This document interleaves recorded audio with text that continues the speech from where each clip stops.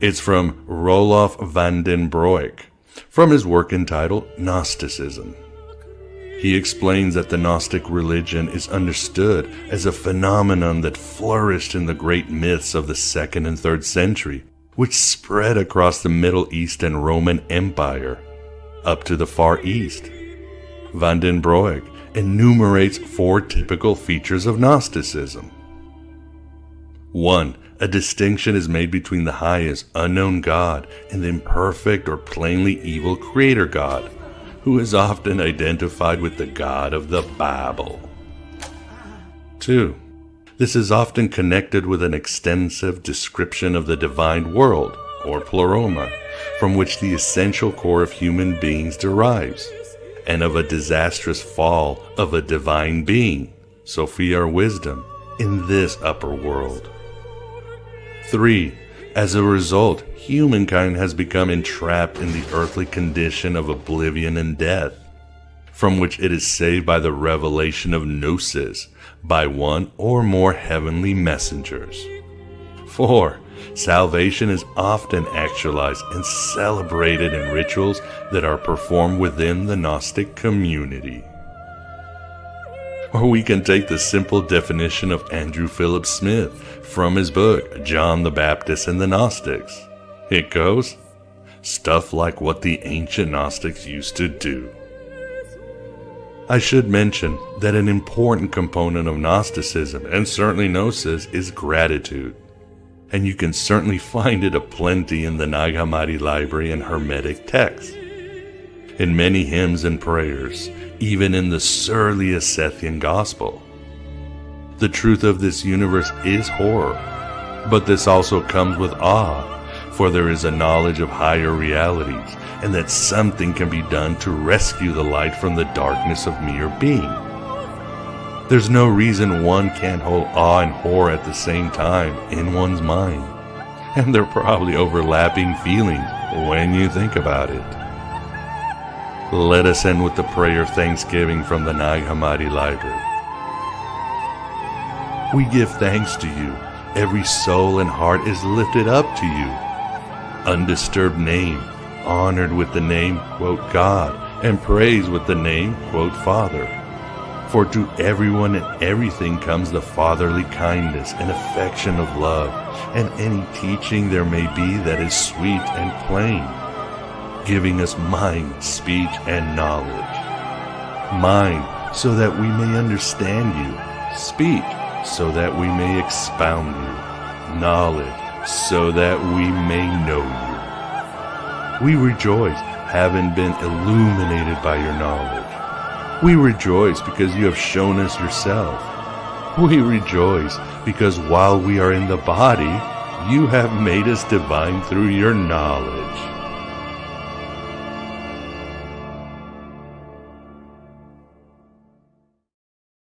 We rejoice indeed, especially when you come to Aeon Byte and find out who you are and what reality is not. I hope you like that little intro. It's an old one, but it's still a goody goody, if you know what I mean. My name is Miguel Connor, and I am still your Pompatus of Gnosis. Welcome, you spiritual entrepreneurs, you Johnny Cash Bodhisattvas, and you veterans of 1,000 psychic wars. I am hopefully those of you who are celebrating Labor Day, I hope you had a good time. I hope you have unlabored, and I hope you're ready for the incoming fall. But I am very grateful that you are here tonight or listening on the replay. And today we have a special show because it's a very special book that I just read, and that is the Gnostic Thomas. Mamma mia, that was a really good book, and it really even opened a lot of my vistas, and I know it will open a lot of dimensions into your own, whether intellectual or spiritual life. And the book is written by our guest, my friend, and one of my favorite scholars, Dr. David Litwa. David, thank you very much for coming back to the show. Thank you, Miguel. Thank you, Vance. Happy Labor Day to everyone. Yeah, I really appreciate you reading the book. I believe you read it in the annoying e-reader version. There is a paperback, thank God, Yeah. and a Kindle and an audio if you want it. I definitely advise it. It's yeah, one of I've read most of the books on the Gospel of Thomas, and this one was probably easily my favorite one. And I mean, we're talking somebody who really loved the works of April DeConnick and Stephen Davis. Yours is so yeah. I'm so happy you wrote it, David. Good job. Yeah, As the Who well, sang, "Tommy, can you hear me? We're not gonna take it." I know, it's interesting with April. I wanted her to come around to the Gnostic Thomas. I know we'll talk about this more because she's gone through such an evolution. I mean, it was her dissertation on Thomas where she's like in 1995, published in 1996, where she's vigorously against a Gnostic Thomas. Mhm. And wow, has she changed? But she hasn't come back to Thomas to actually come full circle. And so I'm sort of waiting for her to do that. And I invited her actually on my show to talk about her reflections on Thomas since 2006, where she was really engaged. But so far, yeah, this ship continues to sail. And I hope by giving your readers and your listeners the Gnostic Thomas again, that yeah, you truly open up new spiritual vistas. I think you will, and yeah, and you're right about April because yes, when I interviewed her about a year ago, I asked her, "Well, what do you think of still of Thomas?" It's a Yahwist. I think that's her take on the sort of Judo-Christian Yahweh's still the main dude kind. But Yeah. it's interesting because when you read her works, or she told me once at a conference when she was before college, reading the Gospel of Thomas, like inspired her to go into academia. She found it the poetry and the message so uplifting. So it's kind of strange, and nobody really, she's one of the great advocates for Gnosticism in modern times. So but we're all quirky, right, David? All of us have I'm our. confident she'll come around before she officially retires. She's got to come around and just say it. It is Gnostic. It That's is. I okay. agree. It will make you a pariah among the academy, but it's worth it, especially if you have tenure. And I'm a long way from that. So, Yeah, no, it is. It is. I went through periods where I thought, okay, maybe it's not, but your book definitely solidified it. I mean, it's just. We'll talk about it. But hey, Vance, how are you doing? How is Tommy treating you? Oh, Tommy's treating me fine. The pinballs are bouncing around in my head. Pinball wizard. Huh? And I love the Gospel of Thomas. To me, when I first encountered the Gospel of Thomas, I said, wow, look, here's the unredacted sayings, from the book of John, and the spirit of it was our connection to the monad or the one, as opposed to subservient to the Lord and we're all worms and all that stuff. And so and I remember that there's a verse in John 23:17, I think it is, about where Jesus prays that he hopes we're all one with the Father. And so I always thought that Gospel of Thomas was very consistent with that type of thing, so I was always sold on it. I always No, sold. David addresses those exact ideas, right, David? yeah, well, in the sense that, yeah, I tackle Thomas and John, what I think are the relations. And my crazy theory is, yeah, they're both Alexandrian gospels. They're both talking to each other. They both know each other. And yeah, there's a lot of mutual influence, and you wouldn't have Thomas if you didn't have John. And I think the same is true. You wouldn't have John if you didn't have Thomas. They are so close in terms of their spiritual outlook. Um, of course, they disagree on some very fundamental points, but they're so close on so much else that, yeah, I'm definitely detecting a very similar spiritual environment, which I think is Alexandria. It's the only place where, they really like to focus on Jesus as a kind of Pythagoras figure, what I like to call the talking head. And that's what he literally is. I mean, he doesn't have a body. He doesn't. He's just a talking head. Max headroom of Gnosticism. Yeah. I mean, and if you like, if instead of Jesus said, you just revise the gospel so that Orpheus said, or Pythagoras said, or I don't know, even like, I mean, choose your ancient wisdom figure, right? You could have inserted that. And I think that's kind of what Alexandrians like to do. They're looking for spiritual wisdom from the past. They're not so much, they don't care so much about, you know, whether Jesus climbed a certain mountain on Galilee, or whether he, I don't know, really had dinner with the Pharisees. That's kind of like irrelevant. What the Alexandrians want to get to is just give me the spiritual meaning, goddammit. And you know, that's really what John and Thomas are all about. They're really like, okay, here's the spiritual meaning.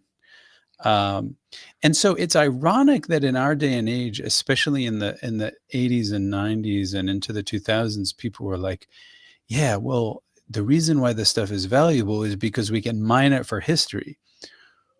Oh my God, that's like the opposite of what these people are trying to do. Like the author of the Gospel of John and Thomas, they don't seem to give jack squat about, like, did this guy walk on the sands of the shore of Galilee? They just don't seem to care. But it's us, because of our preoccupations, who are like, well, if a gospel is going to be valuable, it's got to be historical, which is like selling yourself into the evangelical lie, right? Because the evangelicals, you know, in America and elsewhere, they're like, well, yeah, the gospel is true because it's historical, right? No, I mean, not even the early church thought in those very simplistic terms. The gospel is true because it's true. It's spiritually true. And, you know, anyone with a theory of inspiration, I like to tell people, like, hey, God could inspire me. I could write the Gospel of Miguel tonight and I could publish it on my blog, and it would be just as spiritually valuable as anything written in antiquity. And if you really believe in the Holy Spirit, then you ought to believe that ought to happen. Why on earth are you saying that a document has to be true because it tells us that, you know, about some dude in Nazareth? They never thought that that was the real Christ or the real truth or the real light above them all. So why are we so fixated on that? Excuse me. Still got the little getting over the jaw thing, but yeah, you're 100% right. And I remember years ago watching the Yale course on the Nag Hammadi Library on YouTube, and Professor Dale Martin always said he was very simple. It's like, look, you got one Jesus who comes to save you from faith, sin, and all that. One Jesus who's giving you special information to wake up. Isn't that Gnostic? Do I even like, why even have to go farther, right, David? Two very different Jesuses. Right. Yeah. It's just evangelical politics that wants to say, oh, well, John is the historically true gospel because he really did sit by a well in Samaria. But Thomas, oh my God, that's a Gnostic gospel. That has nothing to do with history. So we can just toss that. Or, you know, the traditional scholar is like, well, maybe we won't toss it, but we'll just look at that stuff that overlaps with our old boring gospels, the synoptics, and see if we can mine that for historical information about Jesus. And that's the dumbest way to read. I mean, seriously, like, I don't want to be too blunt here, but that's the dumbest way to read this book. Like, it's like taking out the spiritual core and the mystery and then replacing it with the husk, when this author is desperately trying to do the exact opposite. Just get to the spiritual damn mystery and forget the husk, right? Forget the husk. So that's where he wants to take you. And it's a wild, wild ride. And if you let Thomas take you on that ride, I mean, he'll do the same thing LSD does to people, and it will be more permanent and probably more useful in the end. I mean, this is a mind-altering gospel. If you really let it work into your bones, my goodness, it's amazing. It is truly indeed.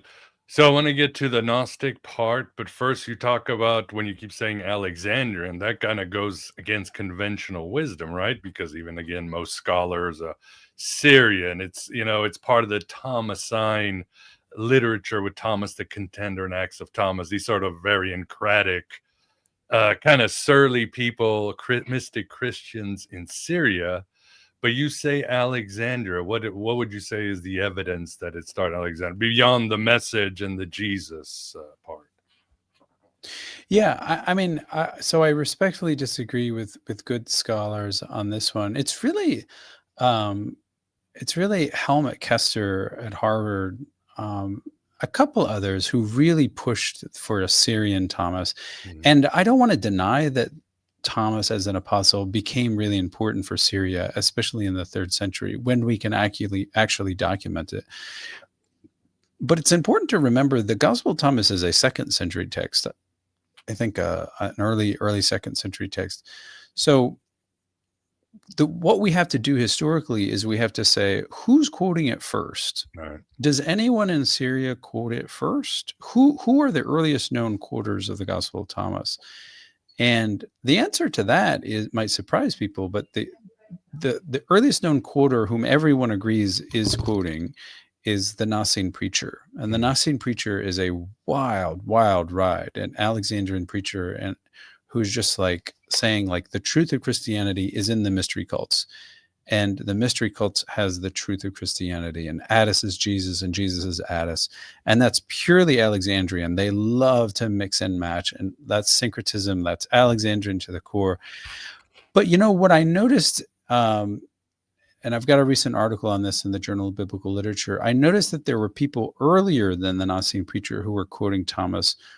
One of them, it could be Basilides, it could be just one of his disciples, but he quotes saying 27, I believe it is, that 1 from 1,000, 2 from 10,000. And that's exactly from Thomas.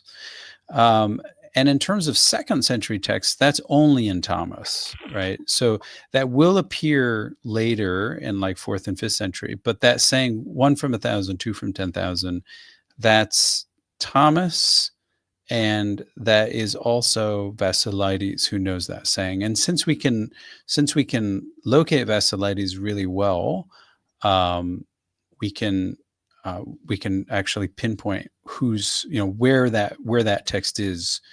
And the other saying that's quoted is saying 27, fast from the world. This is a fairly rare saying, and in fact, there was just an Oxyrhynchus papyrus published with this saying, which is important because all those papyri come from Egypt. And so fast from the world as a saying is distinctly Egyptian in the 2nd century, right? We're only looking at the 2nd century. And it's also something quoted by Julius Cassianus and Clement of Alexandria. We know where both of those guys are. They're both in Alexandria. Right. So it's a simple amount. It's a simple matter of just deducing something. Obviously, we know that a text has legs. A text can travel, right? No one disagrees with that. But when you look at the earliest quotations, they are all coming from Egypt, every single one of them. And all the earliest papyri, all from Egypt. But it's really the quotations that I think is really significant. With Julius Cassianus, Basilides, and the Nicene preacher, we can definitely say there were readers of Thomas in the 140s, 160s, and probably 180s in Alexandria and nowhere else, meaning that no one starts quoting from the Gospel of Thomas outside of Egypt until well into the 3rd and 4th century. So that's logical because by that time the gospel had spread. No, I think that's a very, very good argument indeed. So as you say, your reconstruction, or whatever we call it, is you had an individual who was pulling from the other not just John, but other gospels to create his sort of Gnostic system. And of course, the other thing that's startling about that you point out about Jesus is where he says, "I am not your teacher." So Zen, right? I am not your teacher. I got nothing to teach as you. And he creates this gospel of sayings. Do you agree with like people like Mark Goodacre that says it's such a personal gospel that what's make it unique is that you get to wake up at when you're ready to wake up as you're going through these sayings? What do you think that's how this individual wanted people to approach his gospel?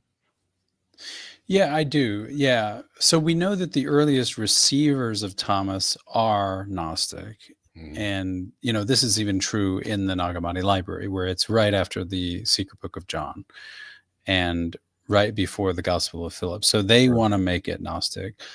But I think I agree with Mark Goodacre that this is a very intentional product. So again, to use April DeConnick as a kind of like point of contrast, she thinks that the text rolls. It's a rolling corpus that Mm. begins in the year 50. She even says the year 30 in Jerusalem, and just is edited at 5 different times until we get to our finished form. I think whoever put this book together is one dude, possibly one gal, who very intentionally selected exactly what they wanted from gospel material. Some of it synoptic, some of it Johannine, some of it from other sources we don't even know. And I think they have very intentionally made this into a Gnostic gospel, but they did it exoterically. That is, and this is Goodacre's point, the author very skillfully interposed and interspersed unique sayings in between familiar sayings. Mm. So the theory is that he didn't want to scare you off, right? That when you read it, you're like, oh yeah, this sounds familiar. Yeah, this is Jesus. Yeah. And then you get a saying like, I'd never heard that before. But the author is smart enough to lead you by the hand and say, yeah, I know I got some new material in here, but this is the same old Jesus, right? Same old Jesus. So, don't get scared off. And then he eventually brings you into that Gnostic truth. He wins over your soul, as it were. Yeah, that makes sense. That'd be like if Leonard Skinner came, all right, let's play some Freebird, but don't get scared if I slip in some new material from our latest album or something like Right. that. Well, how about those sayings that look like they finished sayings that were chopped up from John? I can't remember which ones they were, but weren't there sayings, Gospel of Thomas, that look like a more complete versions of the ones in John?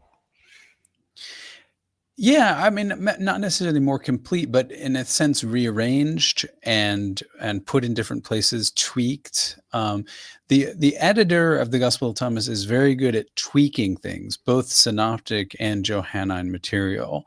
So again, there's the Johannine saying, where Jesus says, "I'm the light of the world," and then in Thomas, Jesus says, "I'm the light above them all," and there's light within a person of light, and it lights up the world. So you can see the text interacting, but it's very consciously making alterations so that the focus is taken off of Jesus and put on people as the light of the world. So same language, different theology. Exactly. Well, let me pull up this little graphic from your book. And for the audience, yeah, as always, if you have any questions, please super chat them. Vance is going to put up our new phone number. Maybe we can take a couple of calls. Let's see at this stage. Here is from your book, David. And you write, in my view, Thomas is characterized by a number of traits that, when combined, qualify the text as Gnostic. And it's number one, salvation by gnosis or by an experiential knowledge of God. Number two, the inner light, as Vance was asking, known by self-knowledge. Three, a seekership outlook. 4, opposition to archons, both human and divine. 5, opposition to the flesh. And 6, opposition to the world. So there you have it. And of course, it's all there in different texts. I mean, without a doubt. I mean, even you wonder, well, where are the archons? You know, you talk about like Stephen Davis. Well, where are the archons? Well, you can go into what's the saying? The heaven will pass away and the one above it will pass away. And you give other examples that there is this Gnosticism about archons and so forth. Even Sophia, where he says, my true mother gave me birth. He might be talking about Sophia. So it's all there, right, David? Yeah, no, I appreciate you showing this, because every definition of gnosis or Gnosticism is part of a typology, right? It's a list of traits that no single trait by itself necessarily can push a text into a Gnostic category. Maybe some would say, well, an evil demiurge is enough. But probably in the vast majority of cases, you need a combination of traits that work together to bring out the, for lack of a better term, Gnostic worldview. And so the classic argument is to say, aha, there's no evil demiurge. Therefore, it's not Gnostic. And then they're like, ha ha, you can't do anything. And so, but that represents a really fundamental misunderstanding of Gnosis and Gnosticism. Gnosis and Gnosticism never depended on a single trait, right? And this is really important for people to understand. We're not coming up and saying, oh, well, you know, you either have it or you don't. It's always a network of ideas.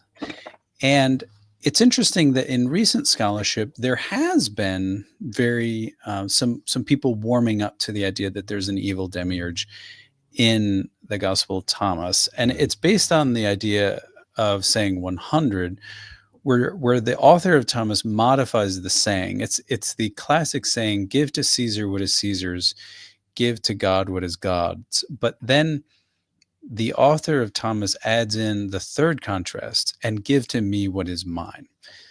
And so basically Jesus is at that point saying, oh, yeah, you give your money to the politicians. It's called taxes, you know, deal with it. They're crooks. We know they're crooks. We know they're not going to spend it right. Okay, just give it anyway. Then give to God what is God's. And then he says, okay, so that's him. And then there's give me what is mine. And so the question of the reader is, well, wait a minute, aren't you God? Like, aren't you on the same team? And so the author of Thomas is very subtly saying, no, the being whom you call God is not the light above them all. And that's really important to see. I don't want to put too much of an emphasis on it, because it is an inference, right? I'm not saying that this is the plain meaning of the text, but the author is very subtly leading you to distinguish God from Jesus. And he's very systematic in saying, in not using the term God to refer to the true being called Father, or sometimes the living Father. So God is something different than the living Father. God is something different than Jesus the light. And that's important, because that God is probably the creator of this lower material realm. Mm-hmm. And yes, you know, there's not a big story about it, right? Because if the author of the Gospel of Thomas was to do the same thing as the secret book of John, that would scare people off, right? You know, like, oh, or a bunch of mythology. Fall asleep if he mentions all the archons in the body. It'd be like, and the archon of the toe and the archon of the left buttocks. Exactly.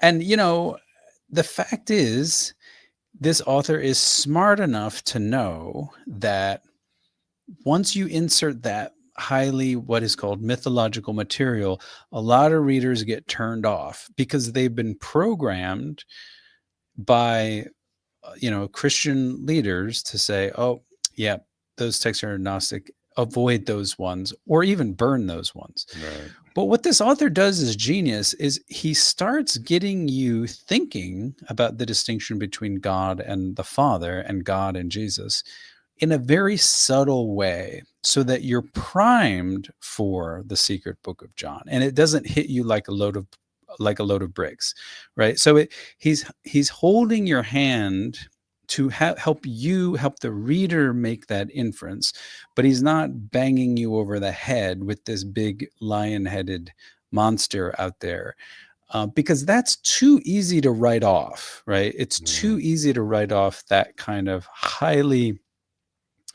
one might call it mythological or fabulous, or it sounds like it's fantasy. And you don't start with fantasy. He wants to actually lead you. He wants to be familiar, and he wants Jesus to lead you to the Gnostic truth. And of course, if you believe Jesus, then you're going to make it. But to your other point, yes, there are evil archons in the Gospel of Thomas. Just read saying 50, read saying 78. Right. In fact, the word archons is right in there. That in saying 78, your rulers and your powerful ones, your rulers are the archons. They cannot understand the truth. So everyone understands that archons are in the Gospel of Thomas. That's not in dispute. What people like Stephen Davies and others, the anti-Gnostic scholars, they just say, well, it's not mythological enough, And what essentially that does is it sets the bar too high and says, well, if a text isn't Sethian, and if it's not Valentinian, if it doesn't have this elaborate myth of wisdom, then we can boot it out of the category. But that itself is a very, very problematic thing to do. And I think very simplistic thing to do. There's lots more characteristics that you can focus on. Oh, I would agree 100%. Yeah. Go ahead, Vance. One of I'm the gonna other let the cat out. I'll let Oh, you. good. Yeah. Well, another one that really indirectly backs up what you're saying is 56, where it says, whoever has come to know the world has discovered a carcass. Whoever discovers a carcass of that person, the world is not worthy. And so, well, who made this? So the person listening, who made this world that's a carcass? Well, it's the God they've been talking about, right? That made the carcass. And there, see? That's exactly right, Vance. Yeah, that's the sort of subtle seed that this author is planting, that the living Father is not the one who made the carcass, right? So a lot of people like to point to saying 12, where it says that heaven and earth came into being for the sake of James the Just, right? Mhm. And people are like, oh, well, look at this wonderfully positive view of creation. Yeah, never mind the fact that later the world is called a effing carcass,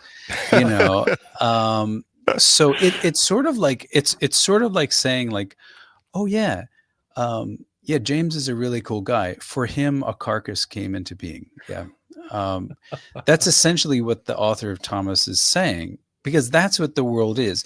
And it's amazingly consistent. In fact, I don't know of any single scholar who would actually disagree with the consistently anti-materiality, anti-world position of Thomas. It's really hard to avoid because of saying 56 and others. The world is a carcass. That's it. Yeah, and also, as you said, it's very anti-capitalist, anti-commercial. It really is. It really is about detachment to this world. Everything. Exactly. Yeah. This is not a good old American, text. This has nothing to do with apple pie. This has to do with really anti-American stuff. Thoroughly anti-money. Doesn't seem to like money at all. Is all about being poor. You're not going to find this, being liked by the 1%. Like it's a text that is really asking people to be extremely disciplined in their body. It's asking them probably to be celibate. That's not going to win you any friends. So we got no family values. We've got anti-money up the wazoo. We've got anti-body stuff, and of course that's un-American because, well, we should be loving our body, right? Because, I'm gonna go out, like we almost worship the body, right? Like, so advertisements are always showing you these beautiful bodies. Yeah, check out this beautiful supermodel putting on, oil of Olay, or check out this beautiful supermodel putting on this new perfume. Yeah, we love the body because we know you're gonna buy our product, you jackass. Right. I mean, like that's how it is in America. That's American culture. Celebrate the body, expose the body, wear as little as you can if you look good. Well, even if you don't look good, I mean, you go to the beach and it's like half the people here, shouldn't be wearing what they're wearing. But, I mean, I'm being facetious, but, that's what we love. We love the body. And Thomas he's not doing that. And that's okay. Like, it's okay to recognize this is fundamentally a culture shock when you read this stuff. This is Alexandria. Speaking of American Pie, Elvis did read the Gospel of Thomas, David, and I found a letter. He quotes the Gospel of Thomas saying number 2. So does he? The king was very much into the Gospel of Thomas. Okay. Maybe ironic, but well, he was very spiritual, but he was very material too. So. All right. Awesome. Well, now that we are more or less a little over halfway, I wanted to also do us an announcement of something very cool, and I do hope I win the lottery. Where is it? Tommy, can you hear me? And that is, speaking of Alexandria, that is the upcoming trip that David is heading, Gnostic Egypt. And he has a special for Aeon Bind listeners. Join David for his Egypt study tour this November 4 to 12 and receive an exclusive $500 discount.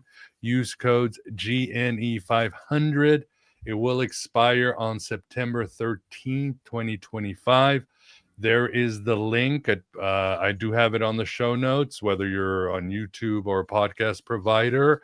And if you have any questions, again, I also have the email. You can contact Argos Destinations. Tell the audience more, David. Yeah, thanks. Yeah, no, listen, I mean, I want to talk up the virtual Alexandria, and I think what Miguel and others are doing is really, really important. And I've tried to bring the knowledge of Egypt, to the world of YouTube, but there's nothing like actually going there and actually going underground. It's a bit like a time capsule. You actually get to see the underground tombs and catacombs. You get to feel the soil, you get to see the stars, and you see so much in living color that makes everything come alive. And, I know that people might be struggling, but this, like a lot of people said, oh, I really want to go, but I just can't afford it. And I get it. What I would say to people is, listen, this is a very unique study tour. I'm not a tourist. In fact, I hate tourists. I'm designing this as a course. And so I want people to go and really learn, not take a bunch of pictures and put it in an album and then forget about it.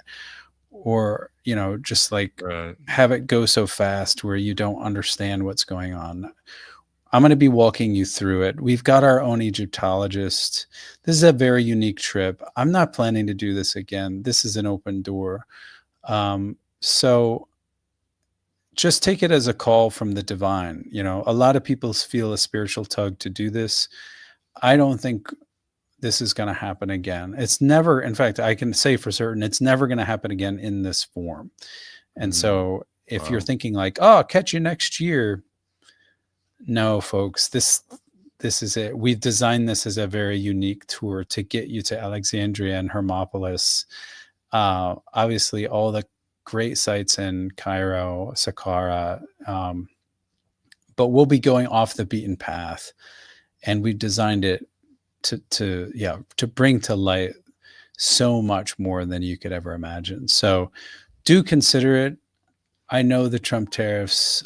I know people have issues. Believe me, I know, but it's worth it. You're investing in yourself. So I believe there's only a couple more spots open. So this is really important for everyone. Wow. I'm so, yeah, once in a lifetime. So jealous. I think with my luck this year, this is our first year we have not taken even a family vacation. It's been so rough, but I know things will change. And if it happens, I would love to be there with you. God, Alexandria, dream come true. But so check it out, people. It's all there. Again, I have it on the show notes, regardless of where you're watching from. So yeah, check it out. This is what life is about, and eternity itself. So you must be excited too, David. Have you been to Alexandria before? Will this be your first time? So this would be my first time to most of the sites, and that's because we've designed it as a very unique trip. A lot of people go to Egypt and they just hit like the pyramids, or they go down to Luxor. And just Um, very fast, yeah, in and out. take a bunch of pictures in the Valley of the Kings, and then they're like, okay. But we're going to sites which are like off the beaten path, like Taposiris Magna, which is on the west of Alexandria. Like people don't go there. People don't really go to Hermopolis, which is the place. It's the city of Hermes, the place where we think Hermetic communities might have originated. People don't really go. They just fly over that as if it's nothing. And there's some amazing things there. And the reason why we're going to so many unique sites is because of this tour company, Argos. Excellent, fabulous work, detailed work these people do to get us into sites that no one else sees. And yeah, it's exactly the trip that Dr. Sledge did, and exactly the touring company. So, Will you see the I'm doing the Nag best I Hammadi can. library? I've also tried to make it affordable. It's at least 4K less than Dr. Sledge's trip. And obviously, if you get the 500 off, that's substantial. Yeah. Will you guys get to see the Nag Hammadi library itself, the text? Sorry, Miguel? Will you get to go see the actual text, the Nag Hammadi library text? They're stored there. Yes. Yes, we will. Yeah. Sorry, my headphones are acting up. We will be definitely going to the Coptic Museum. We'll be seeing the Nag Hammadi codices up front. And yeah, I believe we're going to put in a couple special requests to see some distinctive Gnostic material. Stay tuned for that.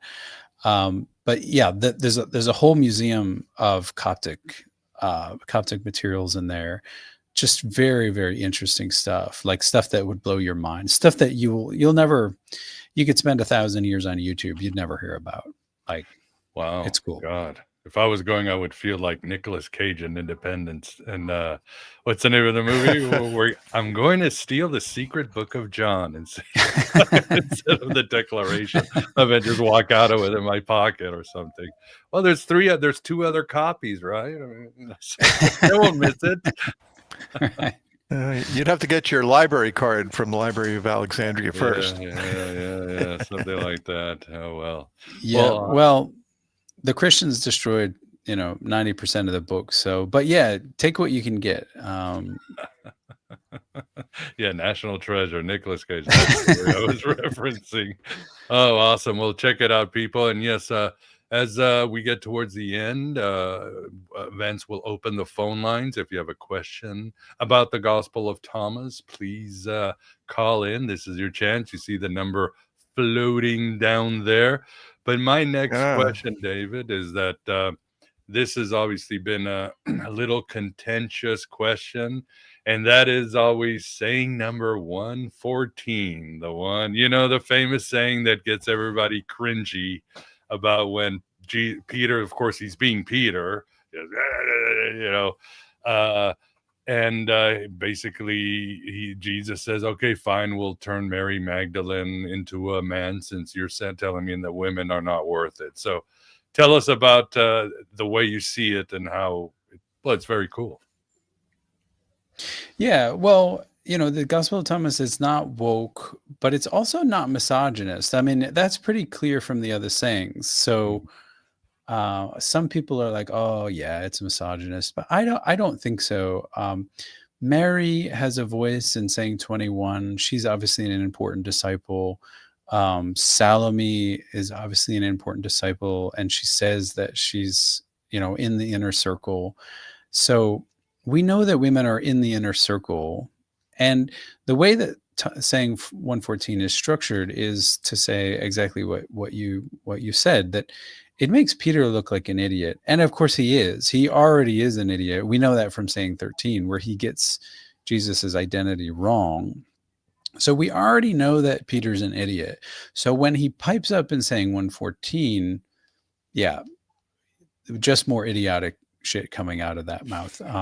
And Jesus himself never agrees with Peter. I think this is important. Like, people tend to infer that Jesus is agreeing with Peter, but no, he's not.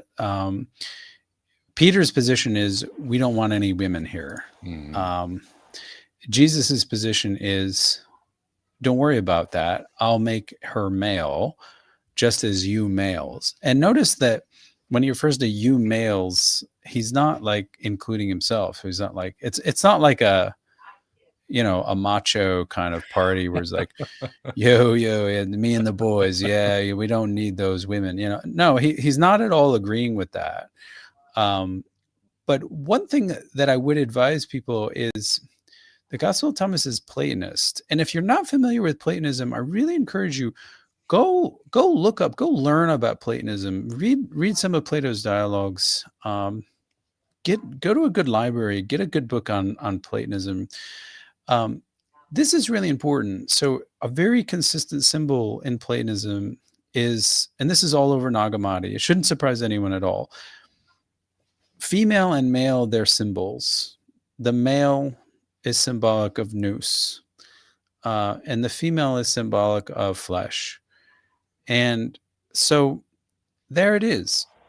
Is that misogyny? I mean, it's certainly, from our perspective, it's not helpful to have those as symbols, but it doesn't take away the fact that in the ancient world, that's how they thought. Those were their symbols. Mhm. And so it's clear that Jesus is defining the male not as, oh, well, we'll grow her a penis in a lab. That's silly. To be a male means to be a living spirit, right? He's not even asking her to have a sex change, right? It has nothing to do with the body, right? And one thing, when you learn about Platonism, you realize that it has nothing at all to do with this stuff, okay? So whether you were thrown into a anatomically male or female body, or maybe something else, it doesn't matter if you've got your sex changed or your sex not changed. He's not talking about sex change. He's talking about becoming a living spirit. And living spirit, that's neither male nor female. That's why in saying 22, he's totally fine. Jesus is totally down with the language of, get beyond male and female. We're making the two one here. It's neither male nor female. We don't think that spirits are male or female. I know that interpretation is probably not woke enough for a lot of people, but Platonism is not woke, Platonism is Platonism. And, it's our duty to learn how they think, not to try to conform them to our patterns. That makes sense. Ben, did you say there was a call? We do have a caller all the way from Cornwall. Hi. Here he is. Go ahead, caller. Cornwall, UK. Good evening, one and all. Good evening. Good evening, David. Now, listen. I've been following a Greek scholar and a pharmacy, a pharmacologist, who wrote a very interesting book called, I think it's called The Chemical Muse, right? Dr. Amon Hillman. Have you heard of him? I have, yeah. Right. Well, his take on the Gnostic nature of Thomas is maybe somewhat more, how should I say, shocking, for want of a better word. And it's coming from the Greek text, not the Egyptian. Is it your sources you're saying from the Egyptian papyruses? Well, Egypt is all Greek speaking in this period. Yeah. And Greek had the most extensive language and still has, I think, as a classic, you know what I mean, from that kind of part of the world. Yes, yeah. You have mostly Greek all the way up and down Egypt, right up until the 6th century. Right. Yeah. And in the Greek text, right, Jesus was part of a cult who were trafficking children, and this is widespread at that time in that part of the Mediterranean, and the Romans were constantly trying to get a lid on it, basically trying to have a jurisdiction over this sort of behaviour, yeah. And they were not entertaining it. It was, I mean, it was, this was a long ongoing problem, should we say, with this kind of behaviour. And you could, you know what I mean, it was geographically located, you know what I mean, in that sort of part of the Mediterranean, which was still part of the, you know, somewhat under jurisdiction of the Roman Empire.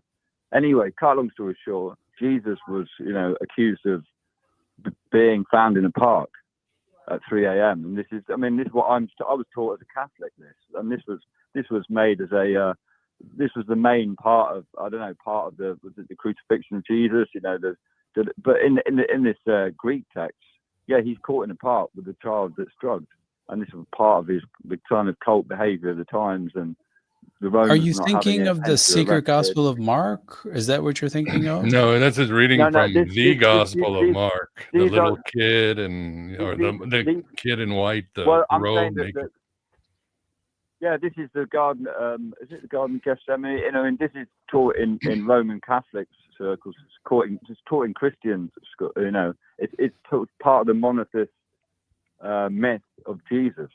But to get back to the point, yeah, Thomas, in the accounts of the Greek stories, Thomas is being used, if you like, as a very extreme member of this cult. And he's had his skin flayed off him. He's had most of his skin removed, and then he's been given various drugs. Yeah, the premium drug that they were all on was this sort of purple stuff that gave them what they called that was the Christing, when you had this purple liquid put in your eyes, put in your body, and then you were anointed, and then you was high as you were literally having a death-inducing experience. And in those sort of states, you could have your skin removed, all sorts of, you know, horrific things to be done to you. You wouldn't even notice. So that in the Greek text, there's very graphic details of this is what was happening to Thomas. But what Greek text are you talking? Vince, can you? What Greek text are you talking about? We're talking about the Gospel of Thomas on this show. Yeah, this is what I'm saying. This is about Thomas. This is in the Greek text of Thomas. Yeah. So that's what I'm saying. What text are you talking about? We're talking about the Greek text here. You're talking about, is these Egyptian ones? Are these Gnostic Gospels a source from where? Yeah. From Egypt? So we have very limited Greek papyri of Thomas, only 3 short fragments, and none of them mention children or nakedness or drugs. Yeah, but I mean that's apart from the overall theory of what, I mean, in the abstract, it is true that in the ancient world they're more comfortable with mind-altering drugs than probably most Americans are. I don't know about the UK, but people are coming around. But in the Gospel of Thomas, the only mind-altering or mind transformation that is spoken of occurs from an internal realization. There's mention of there's certainly no mention of child sex trafficking. I think that's utterly foreign to this text and the vast majority of Christian texts. But there's no direct mention of any mind-altering substance. And I think, you know, it's not to say that there weren't a lot of those substances in antiquity. It's just that one would have to point out in the text itself where that substance is being used. And the truth of the matter is the text itself is the most mind-altering substance. So whether or not you're taking LSD with the text or not, the text itself will take you on the ride. The text is the secret. The text is the drug. And for the caller and anybody out there, coincidentally, I think, I guess he had nothing better to do, but on Labor Day weekend, but Richard Carrier just put on his blog, on his website, a long rebuttal of Dr. Hillman's argument and usage of Greek that he takes from, this is directly from the Gospel of Mark, when Jesus is arrested and the kid and all that. Who edited these gospels? That's what I'm saying. You're reading gospels that have been edited. These have all been edited. These texts. So we're trying to get to the prime sources here. You get me? Read Richard's blog. Yeah, but read Richard's blog. But anyway, yeah. Yeah. Well, appreciate your call. Appreciate your call. All right. Let's see. As we are getting towards the end, the question I had, do you really see Thomas as the early 2nd century, David? Because again, Stephen David, I think you said Helmut Koster, others and April DeConnick are pretty early daters, but you still think early, mid 2nd century? Yeah, well, this is more of a political decision than anything. In scholarship, as in many churches today, there's something which I like to call the cult of chronology. And the cult of chronology is, well, if a gospel is earlier, then it's more true.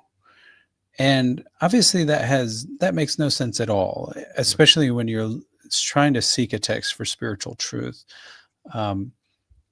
But one of the ways that evangelicals do dismiss Thomas is they say that it's 2nd century. But I've made an argument in my online courses and in my books that all the Gospels are early 2nd century, and at least in their finished forms. So Thomas is contemporary with John. I think it's contemporary with the final editing of Mark and of Matthew.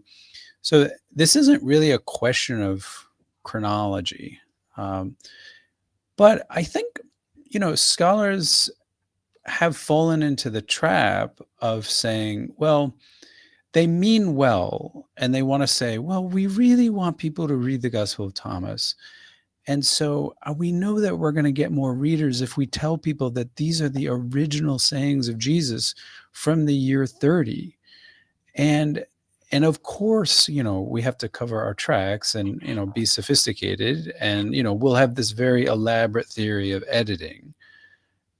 But let's be frank, folks. The only full text of the Gospel of Thomas that we have, it's in Coptic. It's from the 4th century. And all that's basically it. We've only got one full copy. So all theories about, whether it developed in time between 50 and 150, and it had this editing stage, and I know that this saying came from the year 75, and this saying came from the year 130. All of that is guesswork, folks. All of that is guesswork. It's ingenious guesswork. That's why I say, it's great to have someone of April's intellectual caliber doing that guesswork. I'm not saying it's bad, but I'm just saying that I think it's much simpler to view this text as consciously interacting with other gospels that have already been written and making out of it a Gnostic Jesus. And that's okay. That doesn't mean that this text is bad or heretical or false. In fact, an intelligent author like that is doing their best to bring spiritual truth. And that's how we should read it. And I think, to me, and I like to say this, I say this on the very first page, it's the only gospel that can make these spiritual but not religious people even want to approach Christianity. It's the only gospel which you can read, Christian or non-Christian, and still love Jesus. It's a product of genius, and it's truer than truth itself. And if you believe in truth, maybe you don't, and that's okay. But whatever truth is, it's outside of time. It has nothing to do with, the fact that, oh, well, it came down, on the Buddha when he was under this tree in the 6th century BCE. They don't care about that. They just care about enlightenment, right? And that's what you should care about when reading the Gospel of Thomas. It's not a history lesson. It's about spiritual enlightenment. So enjoy it. There you go. Yeah, I do like what Justin Sledge always says. If you let history get in the way of your spirituality, you ruin it. If you let your spirituality get in the way of your study of history, you ruin it. You can keep them separate and still be sober and mystic at the same time. You don't have to be either or, right, David? You can. Yeah, I mean, it's like, I'm a historian. I love history. But yeah, that doesn't mean that I think spiritual truth depends on the reconstruction of history.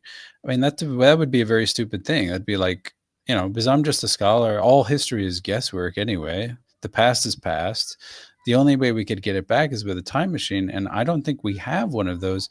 So, it's like, oh, well, I'm going to trust this scholar's reconstruction and then base my whole spiritual worldview on top of that. Well, that's like building on toothpicks in the sand. Like, why would you do that? Why not just, actually accept the spiritual truth? Amen. Amen. I agree. Vance, as we get the end, any last question, call, or super chat from thee? We've got Mike Frank here. Hey, Mike. Yeah, welcome back. So he read the theory that the Gospel of Thomas could be the original source material for the Gospels. Not possible? Well, as I like to say, in history, anything's possible, including aliens and werewolves and vampires. But the question of history is what is probable, right? So I know that people want to make the Gospel of Thomas the source of all the other Gospels because that would really get people reading Thomas, then, and no one would have an excuse, but that's a very, very simplistic kind of a theory. And I don't think that that's true. I think Thomas he's got all of those sayings floating all around him, and he's already got those texts mostly in the form that we have them. Maybe they don't look exactly like what we have them. They're still in flux, but I think he's got them, and he's making tweaks, or she's making tweaks, and she's trying to lead you to spiritual or Gnostic truth. So yeah, I don't think it's earlier. And if that's disappointing to you, just cut out the evangelical mythology and the cult of chronology and accept the spiritual truth. It's okay. It's okay. It doesn't matter as long as it has truth. And that's what matters. It's what speaks to us, right? What if speaks it to you. resonates with us, and if it resonates with our connection to the source, Right. That's what matters. Because the source is in you, right? And I know people can read the Gospels in church, for 50 years and nothing will resonate, Nothing will resonate. Yeah, there's a story that reminds me when Elvis was working with his spiritual teacher, Larry Geller, and Elvis went, well, what's the best translation of the Bible? And Geller said, the one that makes you a better person. Very simple. Well said. Pragmatic. Awesome.